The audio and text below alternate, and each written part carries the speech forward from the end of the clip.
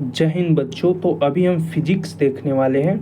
Physics का chapter 1 जिसका नाम है प्रकाश का प्रवर्तन। इसके मोस्ट 50 क्वेश्चन को हम देखेंगे। अगर इसमें से आप 30 भी क्वेश्चन सही कर लेते हो तो समझो कि आपकी तैयारी बहुत अच्छा है।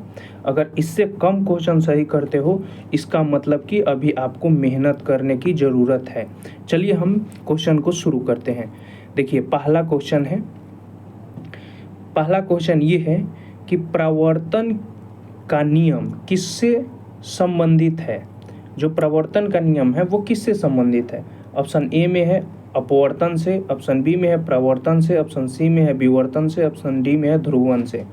तो इसका सही उत्तर हो जाएगा ऑप्शन बी प्रवर्तन से। अगला क्वेश्चन देखते हैं।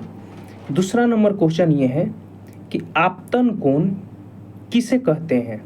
जो आपतन कोण है वो किसे कहते हैं।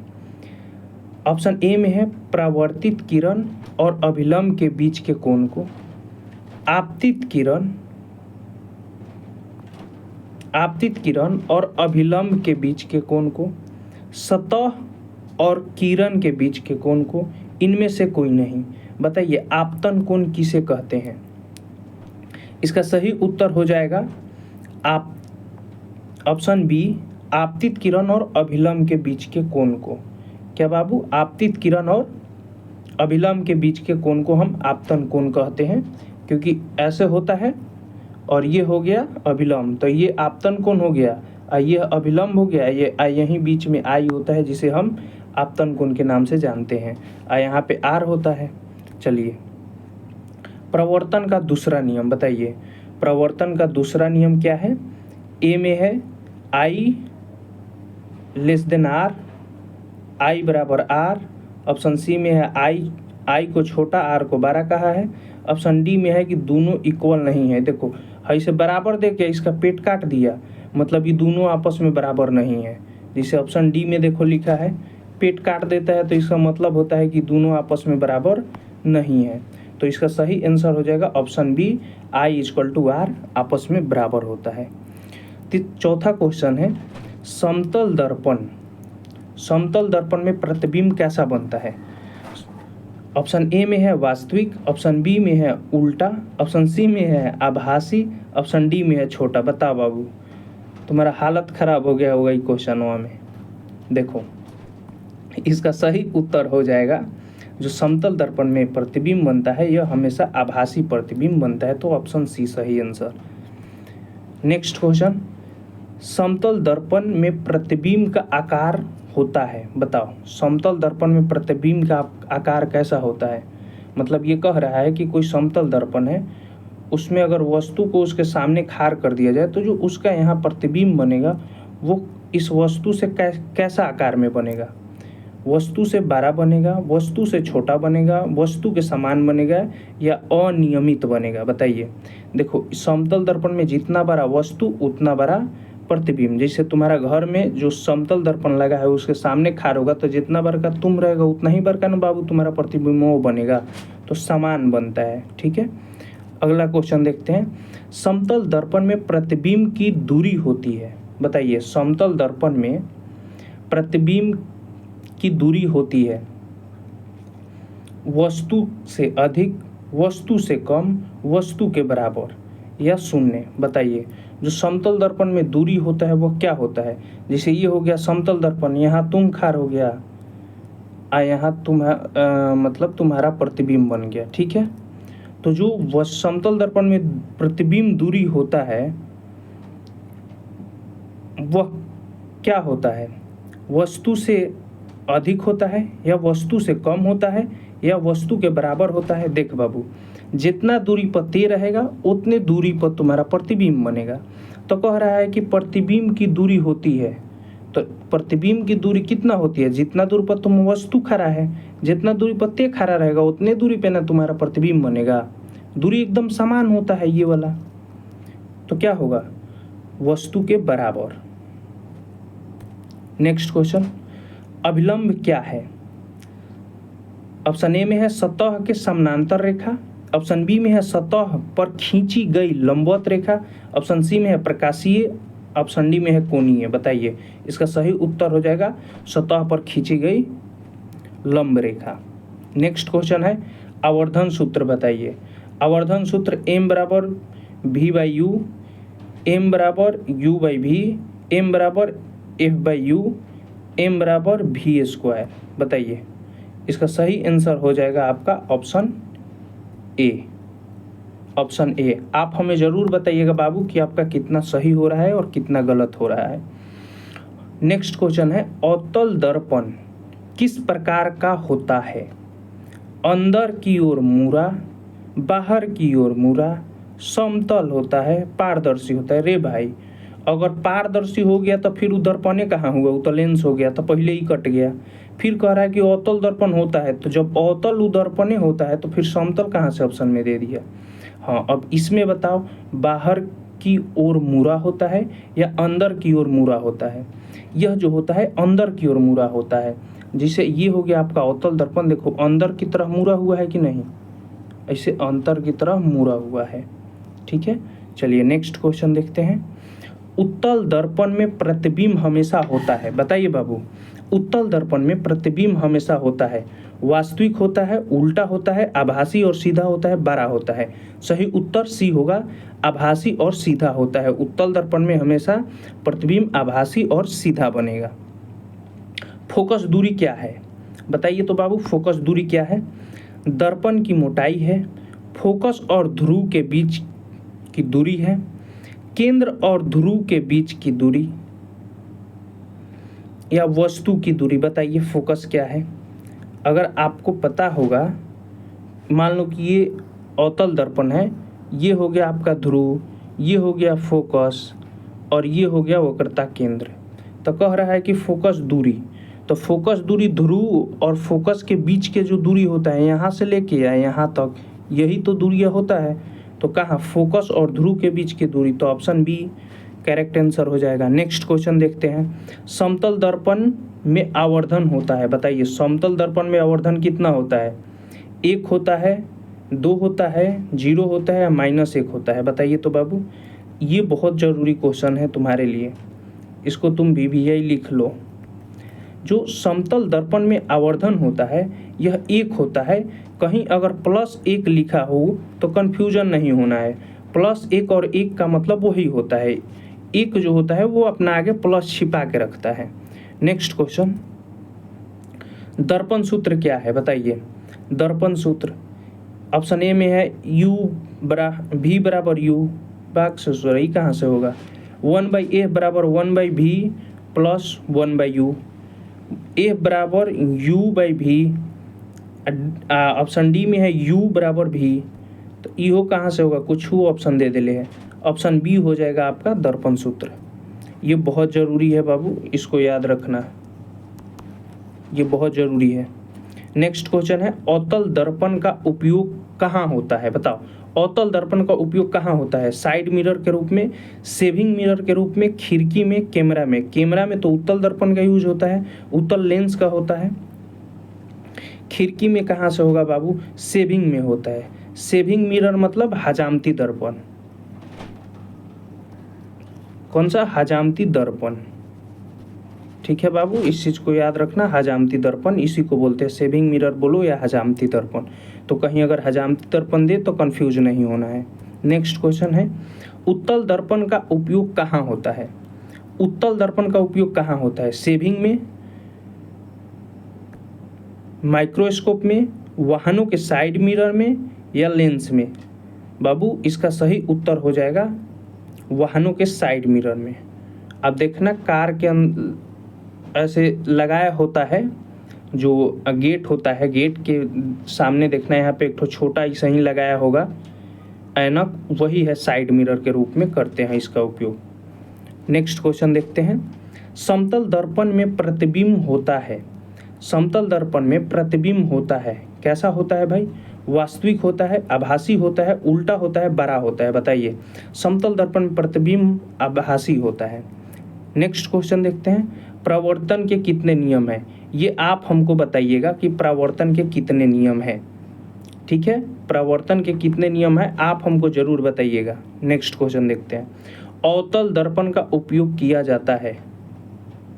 अवतल दर्पण का उपयोग किया जाता है, बताइए। साइड मिरर के रूप में, सेविंग मिरर के रूप में, ट्रैफिक मिरर के रूप में, या पीछे देखने के रूप में? बाबू अवतल दर्पण का उपयोग सेविंग मिरर के रूप में करते हैं। अवतल दर्पण का उपयोग, नेक्स्ट क्वेश्चन हमारा, अवतल दर्पण में वस्तु को अनंत पर रखने पर प्रतिबिंब बनेगा। हाँ बताओ, अगर हम अवतल दर्पण में वस्तु को कहाँ रखते हैं, ये है ध्रुव, ये है फोकस और ये है वक्रता केंद्र, और यहाँ पे मान लो अनंत है। अगर हम वस्तु को अनंत पर रखते हैं तो यहाँ से प्रकाश जाएगा, फोकस से होकर गुजरेगा, तो कहाँ बनेगा बाबू, फोकस पर बनता है। ऑप्शन बी आपका राइट आंसर हो जाएगा। नेक्स्ट क्वेश्चन देखते हैं, परावर्तन किस सतह पर होता है? बताओ, प्रकाश का जो परावर्तन होता है वह किस सतह पर होता है? खुरदुरे सतह पर, चिकनी सतह पर, पारदर्शी पर, गैस पर? ए भाई, गैस पर कहाँ से होगा? गैस पे तो आर पार हो जाएगा। पारदर्शी पे कहाँ से होगा? पारदर्शी पे होगा तो वो तो फिर तो तुम्हारा लेंस हो गया ना, क्योंकि वो प्रकाश का अपवर्तन हो जाएगा। चिकने सतह पर, हाँ एकदम सही उत्तर है। क्या होगा बाबू? चिकने सतह पर होगा। खुरदुरा नहीं होता है, खुरदुरा होगा तो फिर परावर्तन कहाँ, इधर उधर भाग जाएगा। नेक्स्ट क्वेश्चन देखते हैं हम, अवतल दर्पण में फोकस कहाँ होता है? बताइए, अवतल दर्पण में जो फोकस होता है वह कहाँ होता है? ये है आपका उत्तल दर्पण, ये है अवतल दर्पण। तो अवतल दर्पण में ये हो गया ध्रुव, ये हो गया फोकस एफ से, और यहाँ से ये हो गया वक्रता केंद्र। तो बताइए, अवतल दर्पण में फोकस कहाँ होता है? देखो तो दर्पण के आगे है कि नहीं, तो दर्पण के सामने होता है। उत्तल दर्पण में पीछे होता है। लो आइए गया क्वेश्चन, उत्तल दर्पण में फोकस कहाँ होता है? सामने होता है, पीछे होता है, बीच में होता है, कहीं नहीं होता है बाबू। कहाँ होता है? पीछे होता है उत्तल दर्पण में। उत्तल दर्पण में पीछे और अवतल दर्पण में आगे। इसका ऑप्शन बी राइट आंसर होगा हमारा। नेक्स्ट क्वेश्चन देखते हैं, प्रतिबिंब की प्रकृति क्या होती है? प्रतिबिंब की प्रकृति क्या होती है? उत्तल दर्पण में बताना है कि उत्तल दर्पण में जो प्रतिबिंब की प्रकृति होती है वो क्या होती है। क्या वास्तविक होती है, उल्टा होता है, आभासी होता है, बड़ा होता है? तो इसका सही उत्तर होगा ऑप्शन सी, क्या होता है? आभासी होता है। नेक्स्ट क्वेश्चन देखते हैं, दर्पण की वक्रता त्रिज्या किसे कहते हैं? दर्पण की वक्रता त्रिज्या किसे कहते हैं? जिसे हम आर से भी लिखते हैं, इसको किसे कहते हैं? ऑप्शन ए में है फोकस की दूरी को, ऑप्शन बी में है ध्रुव से वक्रता केंद्र के बीच की दूरी को, ऑप्शन सी में है वस्तु से दर्पण के बीच की दूरी को, ऑप्शन डी में है प्रतिबिंब की दूरी को। बताइए इसका सही उत्तर बाबू क्या होगा? बताइए, आपको हम डायग्राम बना दें। ये मान लो अवतल दर्पण हो गया, यहाँ पे ध्रुव हो गया, ये हो गया आपका फोकस, और ये हो गया वक्रता केंद्र। यहाँ पे वक्रता केंद्र। तो पूछ रहा है कि वक्रता त्रिज्या क्या होता है? तो वक्रता त्रिज्या वक्रता केंद्र और ध्रुव के जो बीच का दूरी होता है, इसी को हम बोलते हैं। तो इसको आर से लिखते हैं, तो वक्रता केंद्र और ध्रुव के बीच की दूरी। ऑप्शन बी आपका राइट आंसर हो जाएगा। नेक्स्ट क्वेश्चन देखते हैं, अवतल दर्पण में वस्तु को वक्रता केंद्र सी पर रखने पर प्रतिबिंब कैसा बनता है? और अगर अवतल दर्पण में हम वस्तु को सी पर रखते हैं तो इसका प्रतिबिंब कैसा बनेगा? बताओ। सेम समान का बनेगा, सेम आकार का बनेगा और उल्टा बनेगा। ऑप्शन बी इसका राइट आंसर हो जाएगा, क्योंकि यही एक ऐसा कंडीशन है जहाँ पे समान साइज का बनता है। तो ऑप्शन बी इसका राइट आंसर होगा। नेक्स्ट क्वेश्चन देखते हैं, अवतल दर्पण का उपयोग वाहनों में क्यों किया जाता है? ऑप्शन ए में है बड़ा प्रतिबिंब बनाने के लिए, वास्तविक प्रतिबिंब देता है, विस्तृत क्षेत्र दिखता है, उल्टा होता है। इसका सही उत्तर होगा ऑप्शन सी, विस्तृत क्षेत्र दिखता है। तभी तो देखना बाबू, हाथी चूंकि दर्पण में उतना बड़ा बड़ा गाड़ी दिखा देता है, जब साइड मिरर में देखेगा जो गाड़ी, कभी बोलेरो में आगा बैठा होगा तो देखा होगा एक वहाँ पे लगा होता है शीशा, उसमें देखना कितना बड़ा गाड़ी को छोटा दिखा देता है। क्यों? क्योंकि वो विस्तृत क्षेत्र को, बहुत ज़्यादा क्षेत्र को दिखा देता है। नेक्स्ट क्वेश्चन देखते हैं, वास्तविक प्रतिबिंब कैसा होता है? वास्तविक प्रतिबिंब सीधा होता है, उल्टा होता है, आभासी होता है या बड़ा होता है? बताइए। वास्तविक प्रतिबिंब हमेशा जो होगा वो उल्टा होगा।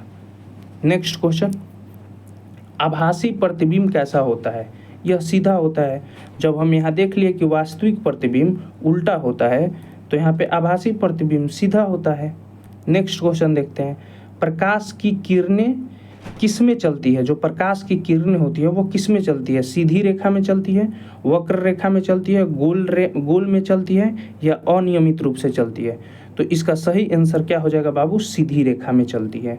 नेक्स्ट क्वेश्चन हम देखते हैं, प्रवर्तन में किरण। प्रवर्तन में किरण, जब प्रकाश का प्रवर्तन होता है तो किरण क्या होता है? किरण का क्या होता है? मुड़ जाती है, टकरा कर लौट जाती है, गायब हो जाती है, टूटती है। टूटेगी कहाँ से रे बैला? ऑप्शन बी भी गायब कहाँ से होगी? देखो तो या यहाँ पे गया, टकरा कर लौट जाती है। ऑप्शन बी आपका सही आंसर हो जाएगा। नेक्स्ट क्वेश्चन है, ध्रुव क्या है, यानी पोल क्या है? ये हो गया अवतल दर्पण। ये जो पोल है वो क्या है? केंद्र है, दर्पण का मध्य बिंदु है, किनारा है, प्रकाश है, क्या है? ऑप्शन बी हो जाएगा, दर्पण का मध्य बिंदु है। नेक्स्ट क्वेश्चन देखते हैं, समतल दर्पण में यदि वस्तु 5 मीटर दूर हो तो प्रतिबिंब कितनी दूरी पर बनेगा? ऑप्शन ए में है 2.5 मीटर पर, 5 मीटर पर, ऑप्शन सी में है 10 मीटर पर, डी में है 0 मीटर पे। बताइए इसका आंसर। एकदम आसान है बाबू, समझ। देख, जो समतल दर्पण होता है, जो मान लें कि ये हो गया समतल दर्पण, तुम यहाँ पे खार है, तुम यहाँ पे खार है और तुम्हारा प्रतिबिंब यहाँ बन गया, ठीक है, यहाँ बन गया। अब देख, तुम अगर मान ले कि यहाँ से 5 मीटर के दूरी पे खड़ा है तो तोर प्रतिबिंब भी 5 मीटर के दूरी पे बनेगा। तो कह रहा है कि समतल दर्पण में वस्तु 5 मीटर दूर हो तो प्रतिबिंब कितना पे होगा? ते ये वस्तु है, ते 5 मीटर दूरी पे है, प्रतिबिंब भी तोरा 5 मीटर पे बना। तो अगर बोल रहा है ये कि वस्तु 5 मीटर पे हो तो प्रतिबिंब कितने पे है? 5 मीटर पे होगा। Option B. नेक्स्ट देखते हैं, उत्तल दर्पण में प्रतिबिंब हमेशा कैसा होता है? उत्तल दर्पण में प्रतिबिंब हमेशा कैसा होता है? बताइए। बड़ा होता है, छोटा होता है, समान होता है, वास्तविक होता है? बताइए कैसा होता है? उत्तल दर्पण में प्रतिबिंब कैसा होता है? उत्तल दर्पण में प्रतिबिंब हमेशा छोटा होता है, तभी तो इसका उपयोग साइड मिरर में करते हैं। चलिए नेक्स्ट क्वेश्चन, समतल दर्पण में प्रतिबिंब कैसा होता है? उल्टा होता है, सीधा होता है, वास्तविक होता है, छोटा होता है? कैसा होता है बाबू, बताओ। देखो, इसमें जो होगा वो समतल दर्पण में प्रतिबिंब हमेशा सीधा होता है, लेकिन पार्श्व रूप से उल्टा होता है। क्या होता है? पार्श्वक रूप से उल्टा होता है बाबू, ये याद रखना, पार्श्वक रूप से उल्टा होता है, पार्श्वक रूप से उल्टा होता है, ठीक है, ऐसे सीधा होता है। नेक्स्ट क्वेश्चन देखते हैं, निम्न में कौन सा पारभासी है? पारभासी 3 गो होता है, पारदर्शी, अपारदर्शी और पारभासी। तो ये क्या पूछ रहा है? पारभासी पूछ रहा है। इनमें से कौन सा पारभासी है? बताइए। शीशा, कागज, तेल लगा कागज, लोहा के चादर। बताइए पारभासी। इसका सही उत्तर हो जाएगा तेल लगा कागज। जो तेल लगा कागज है वो इसका सही उत्तर हो जाएगा। अगला क्वेश्चन देखते हैं, यदि अवतल दर्पण की फोकस 10 सेंटीमीटर है तो वक्रता त्रिज्या कितनी होगी? एफ अगर 10 सेंटीमीटर देता बाबू, एफ 10 सेंटीमीटर, तो कहता आर बतावे के, आर बतावे के कहता। तो एहू होते समझना उतना। देख, ए बराबर r/2 पे रखेगा, पगला जाएगा। हम तुरा के आसान सा बताते हैं, देख इसको एकदम ध्यान से देख। अगर मान ले कि ये अवतल दर्पण हो गया, यहाँ पे ते रख दिया, फोकस कहता कि 10 सेंटीमीटर, हई फोकस हई हो वक्रता त्रिज्या, वक्रता केंद्र कहता फोकस 10 सेंटीमीटर है, मतलब हैकरा के 10 देता, ठीक बा, एफ के दे 10 देता। समझ बात के बाबू, एफ के का देता? 10 देता है, तो 10 दे दिलक। तो कहता वक्रता त्रिज्या कितना होगा? आर कितना होगा? तो रे बाबू, हई ध्रुव हो गए, हई वक्रता केंद्र हो गए, एजवा से एजवा के दूरी के आर कहल जाला। तो आधा दूरी 10 सेंटीमीटर बा, तो हई पूरा दूरिया कितना हो जाई 20 सेंटीमीटर हो जाई। सिंपल सा आंसर सी हो जाई। नेक्स्ट, उत्तल दर्पण में बना प्रतिबिंब वस्तु के किस तरफ बनता है? जो उत्तल दर्पण में प्रतिबिंब बनता है वह वस्तु के किस तरफ बनता है? उसी तरफ बनता है जहां वस्तु है? नहीं। ऑप्शन बी में है दर्पण के पीछे बनता है। ऑप्शन सी में है दर्पण के ऊपर बनता है। ऑप्शन डी में है दर्पण के नीचे बनता है। ना पीछे, ना ऊपर बनेगा ना नीचे बनेगा, कहाँ बनेगा? पीछे बनेगा। ठीक है, ऑप्शन बी सही आंसर। नेक्स्ट क्वेश्चन देखते हैं। साफ पानी किस प्रकार का माध्यम है? बताइए, पारदर्शी माध्यम है, पारभासी माध्यम है, या अपारदर्शी माध्यम है, या ठोस माध्यम है? पानी ठोस माध्यम कब से होने लगा बाबू? तो द्रव हो गया, तो तुम उसको ठोस कैसे मान लिया? उसके बाद कह रहा है कि अपारदर्शी। नहीं भाई, अपारदर्शी होबे नहीं करेगा, पानी में दिखता है तो अपारदर्शी हो ही नहीं सकता है। उसके बाद कह रहा है कि क्या पारदर्शी होगा? पारभासी। नहीं, पानी साफ पानी बोल रहा है ना, साफ पानी बोल रहा है। साफ पानी पारदर्शी होता है, पूरा दिखता है साफ पानी में। नेक्स्ट क्वेश्चन देखते हैं। आपतन किरण, ए भाई क्या लिख दिया है? आपतन कोण लिखना चाहिए यहाँ बाबू, यहाँ पे क्या हो जाएगा? कोण होगा, सुधार लीजिएगा आप। आपतन कोण, अभिलंब और परावर्तित किरण। आपतन कोण नहीं है बाबू, यहाँ पे जो होगा वो आपका होगा आपतित किरण होगा। आपतित किरण होगा। क्या होगा? आपतित किरण। आपतित किरण अब सही हुआ आपका, तो ये काट लीजिएगा, इसको आपतित किरण कर लीजिएगा। आपतित किरण, अभिलंब और परावर्तित किरण अलग अलग तल में होता है, एक ही तल में होता है, गोल में होता है, कहीं नहीं होता है। ए बबुआ बताओ बताओ बताओ बताओ, तुम प्रकाश के परावर्तन का पहला नियम क्या पढ़ा है? कि आपतित किरण, परावर्तित किरण तथा अभिलंब तीनों एक ही तल में होता है। तो देखना, तीनों तो एक ही तल में है ना, तो अलग अलग तल में कहाँ से होगा? ऑप्शन बी हो जाएगा, एक ही तल में होता है। नेक्स्ट क्वेश्चन देखते हैं। यदि आपतन कोण 30 डिग्री है तो परावर्तन कोण कितना डिग्री होगा? आपतन कोण कितना दिया है? 30 डिग्री, तो परावर्तन कोण कितना होगा? रे बाबू, तुम प्रकाश के परावर्तन का दूसरा का नियम पढ़ा है, तो बोला है उसमें कि I बराबर R होता है, मतलब आपतन कोण परावर्तन कोण के बराबर होता है। तो अगर आपतन कोण 30 डिग्री है तो परावर्तन कोण 30 डिग्री ना होगा। हे का मान 30 दिया है I का मान, तो R का मान भी तो 30 होगा, कहाँ से एक दूसरे के बराबर होता है। तो ऑप्शन बी मार के निकलो। नेक्स्ट क्वेश्चन, परावर्तन के नियम लागू होता है केवल समतल दर्पण में, केवल अवतल दर्पण में, सभी दर्पण में, कहीं नहीं? ए भाई ऑप्शन सी हो जाएगा, सही सभी दर्पण में होता है ना, समतल अवतल उत्तल तीनों में होता है, तो इसका राइट आंसर सी हो जाएगा। नेक्स्ट क्वेश्चन है, किस दर्पण में हमेशा आभासी सीधा और छोटा प्रतिबिंब बनता है? देखो, पहले तो अगर छोटा कह दिया, ऊपर से आभासी कह दिया, फिर सीधो कह दिया, तो धाए से उत्तल पर आके मार दो, क्योंकि समतल में तो जितना बड़ा वस्तु रहता है उतना ही बड़ा प्रतिबिंब बनता है, तो इसमें समान साइज का बनता है। और अवतल दर्पण का बात कहें तो इसमें बड़ा बनता है। नेक्स्ट क्वेश्चन देखते हैं, वास्तविक प्रतिबिंब स्क्रीन पर क्या इसको प्राप्त कर सकते हैं? पर्दे क्या वास्तविक प्रतिबिंब को पर्दे पर प्राप्त कर सकते हैं?